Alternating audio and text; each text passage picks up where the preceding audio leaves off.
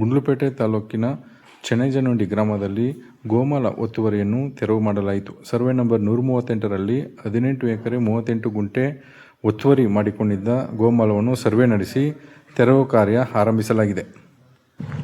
Sir, ಇದು 18 ಎಕರೆ 38 ಗುಂಟೆ ಇದು ಗೋಮಾಳ ಸರ್. ಈ ಗೋಮಾಳದಲ್ಲಿ ನನಗೆ ಗೊತ್ತಾದ ಮಟ್ಟಕ್ಕೆ ನಮ್ಮ ತಾತ ತಂದೆ ಕಾಲದಿಂದ ಕೂಡ ಈ ಗೋಮಾಳದಲ್ಲಿ ಜೋಳೆ ಒಕ್ಕಣೆ ಮಾಡೋದು, ರಾಗಿ ಒಕ್ಕಣೆ ಮಾಡೋದು, ಮತ್ತು ಮಳೆ ಬಂದಾಗ ಇಡೀ ಊರವರೇ 150 ಕೂಡ ಸಂಬಂಧಪಟ್ಟ ಮನೆಯವರೆಲ್ಲರೂ ಕೂಡ ಮಳೆ ಬಿದ್ದಾಗ ದನ ಕರುಗೆ ಮೇವಿದ್ದಾಗ ಇಲ್ಲಿ ಒಂದಿನ 2 ದಿನ ತಡ್ಕೊಂಡು ಮೇವಿನ ಅವಶ್ಯಕತೆ ಭಾಳ ಇರ್ತಿತ್ತು ಮೇವು. ಸೊ ಹಾಗಾಗಿ 18 ಎಕರೆ 38 ಗುಂಟೆ ಜಾಗ ಇದರಿಂದ ಯಾರೋ ಒಂದಿಬ್ಬರು ಕೇಳಿದಾಗ ನೀವು ಬಿಡಿ ಒಂದು ಸ್ವಲ್ಪ ದೇವಸ್ಥಾನಕ್ಕೆ ಏನಾದ್ರು ಒಂದು ಬಸವ ಭವನ ಏನೊಂದು ಮಾಡೋ ಅಂದಾಗ ಅವರು ಪೂರ ಗಲಾಟೆ ಮಾಡಿಬಿಟ್ರು. ಗೋಮಾಳ ಇದು ನಮ್ದು, ಇದು ನೀವು ಹೆಂಗೆ ಬಂದಿರಿ, ಇದು ನಮಗೆ ಖಾತಾಗಿದೆ ಅಂತ ಗಲಾಟೆ ಮಾಡಿದ್ರು. ನಾವೇನು ಹೆಚ್ಚಿಗೆ ಕೇಳಲಿಲ್ಲ. ಒಂದು 40-50 ಜಾಗ ಬಿಟ್ಕೊಡಿ, ಬಸವ ಭವನ ಅಂತ ಒಂದು ಭವನ ಮಾಡ್ಕೊಂಡು ಬಡವ್ರ ಬಗ್ಗರಿಗೆ ಮದುವೆನೋ ಒಂದು ನಾಮಕರಣನ ಏನೋ ಒಂದು ಕಟ್ಲೆ ಗಿಟ್ಲೆ ಮಾಡೋದು ಅಡುಗೆ ಮಾಡೋಕ್ಕೆ. ಈಗ ಸ್ಯಾಮಿಯಂದವ್ರಿಗೆ 20,000-25,000 ಕೊಡಬೇಕು. ಅನ್ನೇ ಸರಿ ಈಗ ಸರ್ಕಾರ ಇದೆ. ಈಗ ನಮ್ಮ ತಾಲೂಕು MLA ಜನಪ್ರಿಯ ಶಾಸಕರು ಗಣೇಶ್ ಪ್ರಸಾದ್ ಅವರು ಹೇಳಿದ ತಕ್ಷಣ ಯಾವುದೋ ಒಂದು ಭವನ, ಬಸವ ಭವನ, ಸಮುದಾಯ ಭವನ ಹಾಕ್ಕೊಡಿ ಅಂದರೆ 100ಕ್ಕೆ 100 ಹಾಕ್ಕೊಡ್ತಾರೆ. ಅದಕ್ಕೆ ಸಹಾಯನೂ ಮಾಡ್ಕೊಡ್ತಾರೆ. ಬೇಕಾದ್ರೆ ಯಾವ್ದಾದ್ರು ಎಂಸೆಂಡೋ ಸಂಜೆಲೆ ಜಪ್ತೆಲೆ ಯಾವ್ದಾದ್ರು ಬೇಕಾದ್ರೆ ಸಹಾಯ ಮಾಡ್ಕೊಡ್ತಾರೆ. ಬಸವ ಭವನ ಆಗ್ಬೋದು, ಯಾವುದೇ ಸಮುದಾಯ, ಯಾವುದೇ ಒಂದೇ ಸಮುದಾಯಕ್ಕಿಲ್ಲ, ಎಲ್ಲ ಸಮುದಾಯವ್ರಿಗೂ ಒಂದು ಭವನ ಕಟ್ತೀನಿ ಅಂದರೆ ಸಾಕಾದ್ರೆ ಸಪೋರ್ಟ್ ಮಾಡ್ತಾರೆ. ಅವ್ರು ಇದಾಗಲೇ ಒಂದು ಬಸವ ಭವನ ಮಾಡ್ಕೊಳ್ಳೋಣ, ಒಂದು ಒಳ್ಳೇದಾಗುತ್ತೆ, ಬಡವ್ರ ಬಗ್ಗೆ ಒಂದು ನಾಮಕರಣ ಮಾಡೋದು, ಒಪ್ಪಂದ ಮಾಡೋದು ಅನುಕೂಲ ಆಗುತ್ತೆ, ಇದೊಂದಷ್ಟು ಬಿಟ್ಕೊಡಿ ಅಂದಾಗ ಒಂದು 5-6 ಜನ ಜಮೀನು ಹಾಯ್ಸ್ಕೊಂಡಿದ್ದವರು ಗಲಾಟೆ ಬಿದ್ದರು. ಹುಡುಗರ ಮೇಲೆ ಗಲಾಟೆ ಬಿದ್ದ ಮೇಲೆ ಇವರು ಕೂಡ 6 ತಿಂಗಳ ಪ್ರೋಸೆಸ್ ಮಾಡಿದ್ರು. 6 ತಿಂಗಳಿಗೆ ತಹಸೀಲ್ದಾರ್ ಸಾಹೇಬರು, ಸರ್ಕಾರಿ ಮಿನಿಸ್ಟ್ರು ಇವತ್ತು ನಾಳೆ ಅಂತ ಹೇಳೋದು. ಆಮೇಲೆ ನಾನೇ ವಾಲಂಟಿಯರ್ಗೆ ಹೋಗಿ, ನಾನು ಒಬ್ಬ ಕಾಂಗ್ರೆಸ್ ಮಾಧವ ಪ್ರಸಾದ್ ಅವ್ರ ಫಾಲೋವರ್ಸು, ಇದು 15 ಜನದಿಂದ 105 ಜನಕ್ಕೆ ಅನುಕೂಲ ಆಗುತ್ತೆ, ದಯವಿಟ್ಟು ಇದನ್ನು ತೆರವುಗೊಳಿಸ್ಕೊಳ್ಳೇಬೇಕು ಸರ್. ನಾನು ನಮ್ಮ ಶಾಸಕರಲ್ಲಿ ಮನವಿ ಮಾಡ್ತೀನಿ. ನಮ್ಮ ಶಾಸಕರು ಏನು ಹೇಳಿಲ್ಲ, ಗೋಮಾಳನ ನೀವು ಅದನ್ನು ಸ್ಟಾಪ್ ಮಾಡಿ ಅಂದಿಲ್ಲ. ಸಾರ್ವಜನಿಕರಿಗೆ ಅನುಕೂಲ ಆದರೆ ನೀವು ಮಾಡಿ ಅಂತ ತಹಸೀಲ್ದಾರ್ಗೆ ಆದೇಶ ಕೊಟ್ಟರೆ, ಇಲ್ಲಿ ಬಂದು ಏನಂದರೆ ಬೇರೆಯವರು ತಹಸೀಲ್ದಾರ್ MLA ಅವ್ರು ಹೇಳಿದ್ರು ಸ್ಟಾಪ್ ಮಾಡಿದ್ದಾರೆ, ಹಂಗೆ ಹಿಂಗೆ ಹೇಳಿದಾರೆ ಅಂದ್ರು. ನಾನು ಬಾಯಿ ಹಾಕಿದ್ಮೇಲೆ MLA ಅವ್ರು ಯಾರೂ ಬಾಯಿ ಹಾಕಿಲ್ಲ. ಶಾಸಕರು ಏನು ಹೇಳ್ಯಾರ, ಸಾರ್ವಜನಿಕರಿಗೆ ಅನುಕೂಲ ಆದರೆ ನೀವು ಖಂಡಿತ ಅದನ್ನು ಗೋಮಾಳನ ತೆರವು ಮಾಡಿಸಿ ಅಂತ ಹೇಳಿದ್ದಾರೆ ಸರ್. ಹಾಗಾಗಿ ಇದು ಮಾಡೋದ್ರಿಂದ 150 ಜನಕ್ಕೆ ಅನುಕೂಲ ಸರ್. ಇಲ್ಲಿ ಜೋಳ ಒಕ್ಕಣೆ ಮಾಡ್ಬೋದು, ರಾಗಿ ಒಕ್ಕಣೆ ಮಾಡ್ಬೋದು. 150 ಜನ ಎಲ್ಲ 2 ರಾಸು 3 ರಾಸು ಇವತ್ತು ಹಸುರಲ್ಲೇ ಜೀವನ ಮಾಡ್ತಿರೋದು. ನಮ್ಮೂರಲ್ಲಿ ನೀರು ಬರಗೆಟ್ಟೋದ್ರಿಂದ ಸರ್ ಎಲ್ಲರೂ ಹಸುರಲ್ಲೇ ಜೀವನ ಮಾಡ್ತಿರೋದು. ಹಾಗಾಗಿ 150 ಜನಕ್ಕೆ ಭಾಳ ಅನುಕೂಲ ಆಗುತ್ತೆ ಸರ್. 18 ಎಕರೆ ಜಮೀನು ಉಳ್ಳು ಬೆಲ್ಲು ದನಗಳೆಲ್ಲ ಮೇಯಿಸೋಕ್ಕೆ ಸಾರ್ವಜನಿಕರಿಗೆ ಅನುಕೂಲ ಆಗುತ್ತೆ ಅನ್ನೋ ಉದ್ದೇಶಕ್ಕೋಸ್ಕರ ಇದನ್ನು ನಾವು ಒಂದು ವಾರದಿಂದ ಹೋರಾಟ ಮಾಡಿ ರಾಜಪ್ಪ, ಮಾಜಿ ಪ್ರಭು ಸ್ವಾಮಿ, ಮಾಜಿ ಮೆಂಬರು, ಮತ್ತು ಪ್ರಸಾದು, ಬಸವಣ್ಣ ಎಲ್ಲ ಒಂದು 10 ಜನ ಸೇರ್ಕೊಂಡು ನಾವು ಈ ತಹಸೀಲ್ದಾರ್ಗೆ ಶೀಘ್ರದಲ್ಲಿ ನೀವು ಮಾಡಲೇಬೇಕು ಅಂತೇಳಿ 10 ಬಾರಿ ಹೋಗಿ ಮನವಿ ಕೊಟ್ಟಾಗ ಇದು ಇವತ್ತು ಡಿಕ್ಲೇರ್ ಆಯಿತು.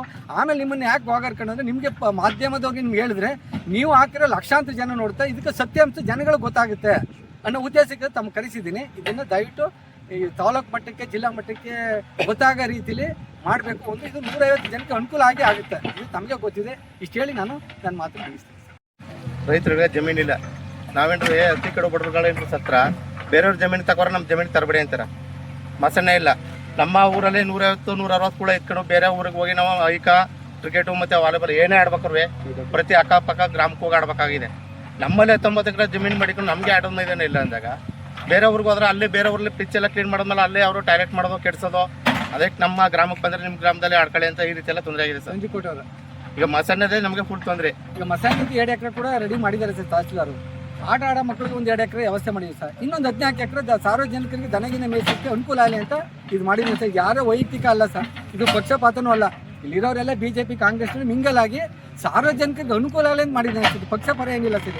ಇಲ್ಲಿ ಕಾಂಗ್ರೆಸ್ನವರು ಇದ್ದೀವಿ, BJP ಇದ್ದೀವಿ ಸರ್.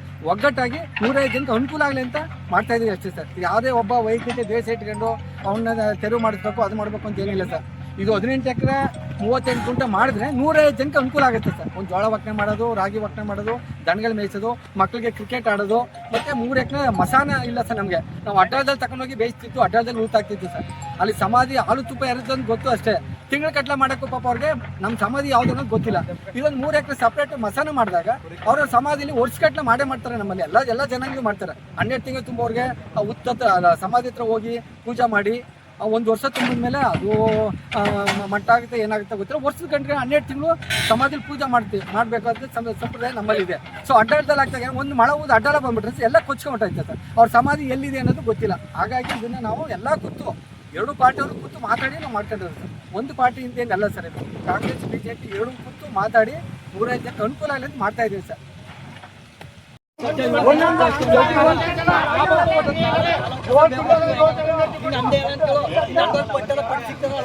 ಅದು ಒಂದಷ್ಟು ಟೈಮ್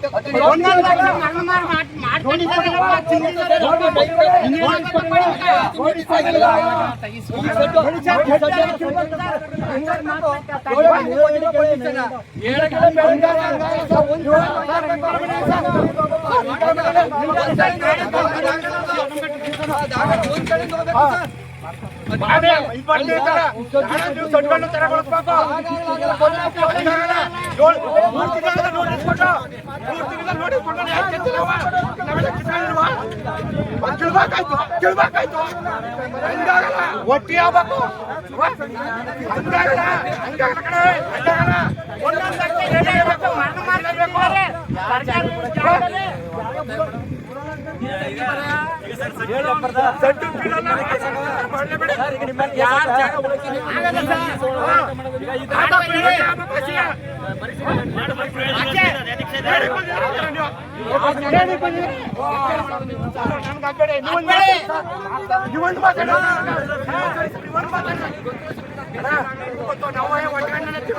ನೀವು ಮಾಡಿದ್ರೆ ನಾವು ಅನ್ಯಾಯ ಮಾಡಿಲ್ಲ ನಿಮ್ಮ ಮಾತನಾಡಂಗಿಲ್ಲ 10 ರೂಪಾಯಿ ದುಡ್ಡು ಇಸ್ಕೊಂಡ ಮಾಡ್ಕೊಂಡಿದ್ದೇವೆ ಅದನ್ನ ಯೋಜನೆ